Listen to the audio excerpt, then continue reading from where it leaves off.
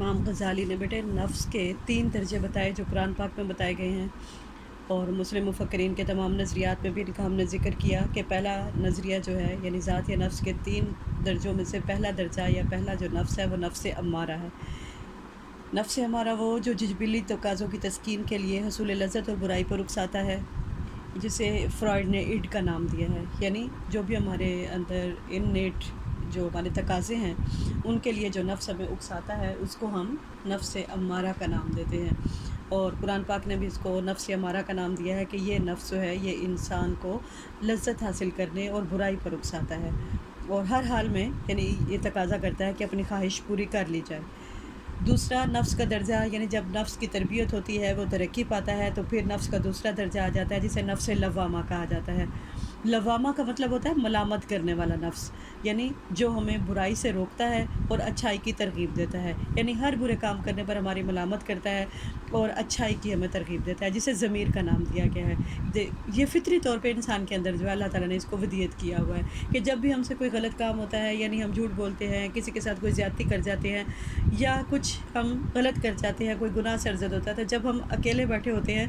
تو ضمیر جو ہے وہ ہمیں ملامت کرتا ہے اور ہمیں بتاتا ہے کہ آپ نے یہ کام غلط کیا ہے، جس سے انسان کو توبہ کی توفیق ہوتی ہے۔ تو یہ برائی سے روکنے والا نفس ہے اور اچھائی کی ترغیب دینے والا نفس ہے۔ اب تیسرا نفس کا درجہ جو ہے یہ انتہائی ترقی یافتہ اعلیٰ ترین درجہ ہے جسے نفس مطمئنہ کا نام دیا گیا ہے، یعنی اعلیٰ ترین درجہ ہے جو برائی سے بچنے اور نیکی کرنے پر خوشی اور سکون محسوس کرتا ہے، یعنی ہر حال میں یہ انسان کو یہ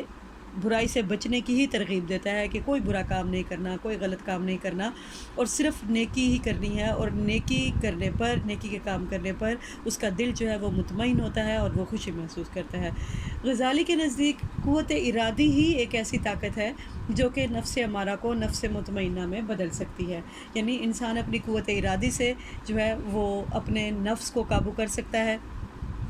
دیکھیں ہمیں قرآن پاک میں بھی اور ہماری جو مذہبی تعلیمات ہیں اس میں بھی ہمیں سب سے زیادہ اس بات کی تعلیم دی گئی ہے کہ سب سے زیادہ جو جہاد افضل ترین ہے وہ آپ کے اپنے نفس کے ساتھ ہے۔ تو نفس کے ساتھ جہاد کیا ہے؟ قوت ارادی ہے کہ آپ قوت ارادی سے اپنے نفس کو برائیوں سے روک سکتے ہیں اور اچھائیوں پر آمادہ کر سکتے ہیں۔ تو امام غزالی کے نزدیک قوت ارادی ہی ایسی طاقت ہے جو نفس امارہ کو نفس مطمئنہ میں بدل سکتی ہے۔ امام غزالی نے علم کی 2 اقسام بیان کی ہیں، یعنی ان کا جو نظریہ علم ہے کہ علم کی اقسام جو ہیں 2 ہیں، ایک مادی علم ہے، ایک روحانی علم ہے۔ مادی علم تو ان کے نزدیک ادنا ترین علم ہے، یہی جو ہم دنیاوی علوم کے متعلق یا دنیاوی علم حاصل کرتے ہیں یہ مادی علم ہے، جس کے ذریعے انسان جو ہے اس کو ذریعہ معاش بنا لیتا ہے، جبکہ روحانی علم کو کہا جاتا ہے کہ یہ اعلیٰ ترین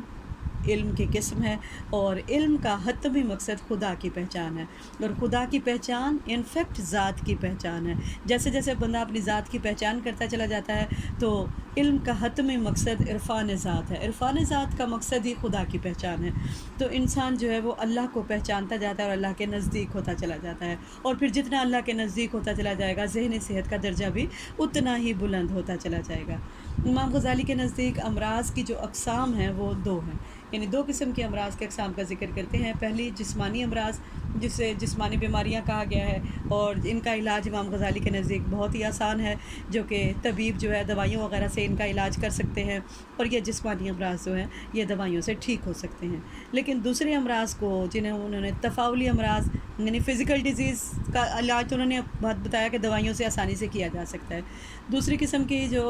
امراض کی اقسام ہیں تفاعلی یا روحانی امراض ہیں،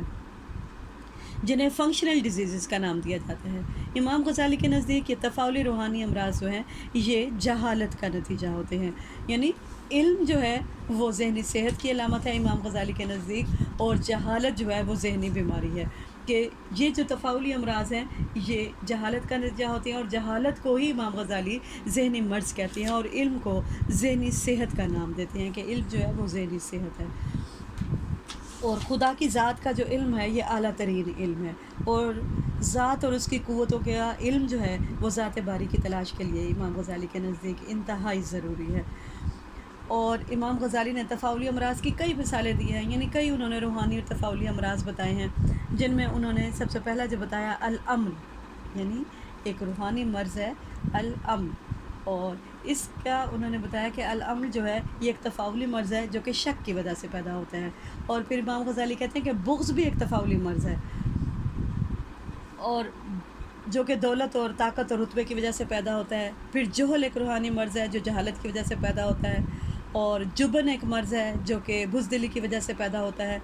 اور جفا بھی ایک روحانی مرض ہے جو ظلم اور جہالت کی وجہ سے پیدا ہوتا ہے، اور ہوس جو ہے یہ مادی اشیاء سے جو ہماری رغبت ہے، بے پناہ لگاؤ ہے، اس کی وجہ سے پیدا ہوتا ہے۔ اس طرح وسوسہ ہے، اور طمع، حرص، لالچ، حسد جو ہے یہ بھی امام غزالی نے ان کو روحانی امراض کا نام دیا ہے۔ غزالی کے نزدیک تفاعلی روحانی امراض بہت شدید ہوتے ہیں، اور حقیقت تو یہ ہے کہ فرد منفی قوتوں کو جدوجہد کے ذریعے مغلوب کر سکتا ہے، اور تفاعلی امراض جو ہیں وہ ان کو اللہ تعالیٰ کا شکر بجا لا کر، اور اللہ کے یعنی توکل اور شکر، امام غزالی کے نزدیک شکر بچا لا کر اور توکل کر کے ان بیماریوں کو دور کیا جا سکتا ہے، اور توکل اور سلوک اور عرفان کے مدارج طے کر کے فرد جو ہے وہ ذہنی صحت حاصل کر سکتا ہے۔ امام غزالی کا جو نظریہ علاج ہے کہ امام غزالی کہتے ہیں کہ توکل، سلوک اور عرفان کے مدارج طے کر کے ہم جو ہے وہ اپنی صحت کا جو ذہنی صحت ہے اس کے اعلیٰ ترین درجے تک پہنچ سکتے ہیں۔ لہٰذا امام غزالی نے جو طریقہ علاج بتایا اس کو علاج بذریعہ ضد کہا جاتا ہے، یعنی تھیراپی آف اپوزٹ۔ یہ تھیراپی آف اپوزٹ جو ہے اس کو یعنی علاج بذریعہ ضد میں جو اخلاق رذیلیہ انسان کے اندر پیدا ہو جاتے ہیں ان کے مخالف اخلاق حسنہ جو ہے وہ بندے کے اندر پیدا کرنا، یعنی ہر بری عادت کے متقابل اس کی اچھی عادت جو ہے اس کے اندر وہ پیدا کی جانی چاہیے، یعنی علاج جو ہے بذریعہ ضد کے معنی اخلاق حسنہ کا پیدا ہونا اور اخلاق رذیلیہ کا شخصیت سے ختم ہو جانا۔ یہ امام غزالی کا جو پورا نظریہ ہے جس میں انہوں نے ذات کا پہچان اور ذات کے متعلق ذات کی اقسام، علم کی اقسام، امراض کی اقسام کہ جسمانی اور روحانی امراض ہیں، پھر ان کا علاج کس طرح سے کیا جا سکتا ہے، اور غزالی کے نزدیک تمام روحانی امراض سے صرف خدا کی نعمتوں کا شکر ادا کر کے اور اس کے احکامات پر عمل کر کے ہی محفوظ رہا جا سکتا ہے۔